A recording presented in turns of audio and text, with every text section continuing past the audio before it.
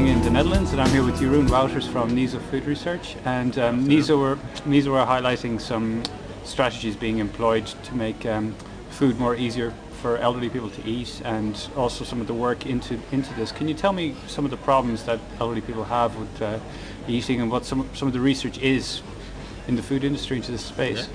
Yeah, very good. So it was a pleasure to speak about elderly nutrition today here in Wageningen. And one of the few items that we discussed were like deficiencies that elderly people meet. And one of the main things in general is the food intake for elderly people is declining. So it's harder for an older person to eat enough. And deficiencies occur mainly in vitamin B12 and vitamin D, which could be supplemented by various ways, and for example fermentation has been discussed as a topic.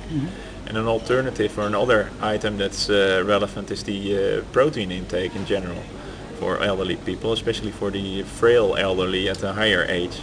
And what we have been working on quite a bit is to modify the proteins to be used in enrichment of food products, by which the viscosity that is caused by the higher protein content can be reduced. So you can even make a drink rich in protein with the higher consequent viscosity that would be noted if no pre-treatment or no specific treatment of the protein would be delivered.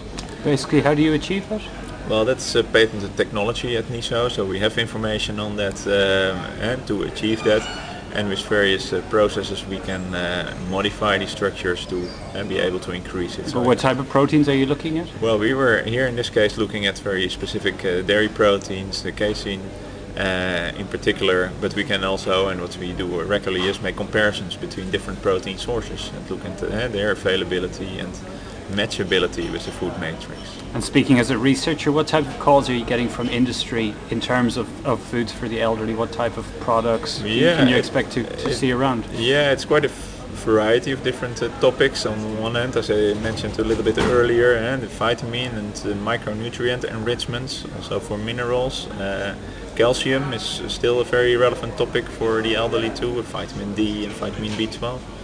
And next to that, the protein activities. And what's also very relevant for the food industry is to be able to deliver variation for an elderly person, that the diet can be varied and consist of more types of products rather than these more specific supplements or drinks that are currently delivered quite a bit. And some of the other areas that you're looking at, particularly when it comes to texture?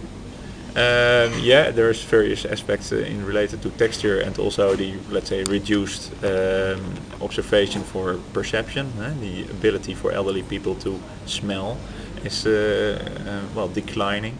So that's an aspect that was discussed. And another topic that was discussed was the GI health modifications that are occurring in elderly people. That there's a modification in the microbiota, the GI composition, which has also effect on the GI health in general. Thank you very much. You're welcome.